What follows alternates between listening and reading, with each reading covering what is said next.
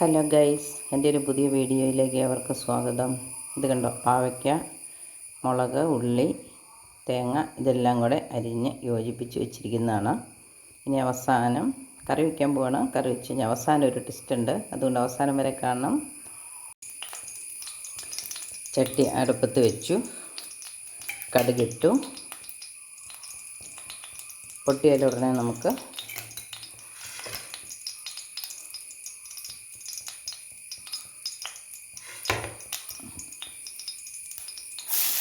അരിഞ്ഞ് വെച്ചിരിക്കുന്ന സാധനങ്ങളെല്ലാം കൂടെ നമ്മൾ ചേർത്തു.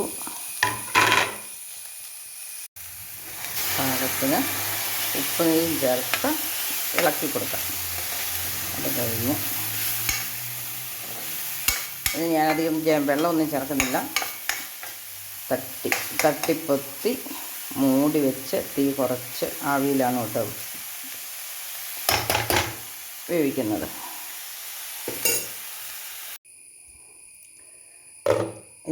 ഒരിച്ചിരി കരിയാപ്പില പൊടിയായി അരിഞ്ഞ ഇച്ചിരി ഇഞ്ചി കൊണ്ട് ചേർത്തു.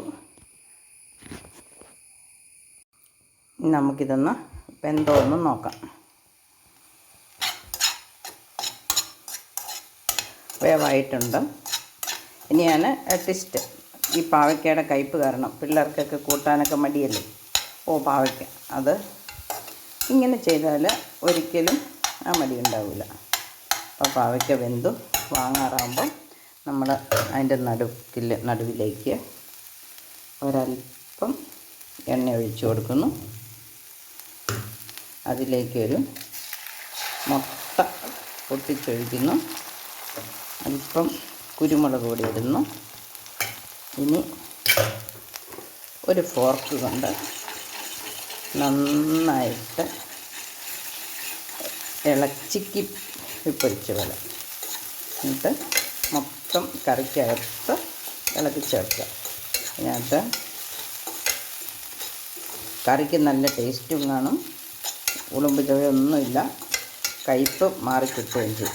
നിങ്ങൾക്കൊക്കെ എല്ലാവരും ഒന്ന് ട്രൈ ചെയ്ത് നോക്കുക. എൻ്റെ വീഡിയോ ഇഷ്ടപ്പെട്ടെങ്കിൽ സബ്സ്ക്രൈബ് ചെയ്യാനും ലൈക്ക് ചെയ്യാനും മറക്കല്ലേ. പാവയ്ക്കാത്തോരൻ ഇങ്ങനെ ഉണ്ടാക്കിയാൽ കുട്ടികൾ നൂഡിൽസ് പോലെ കഴിക്കും തീർച്ച.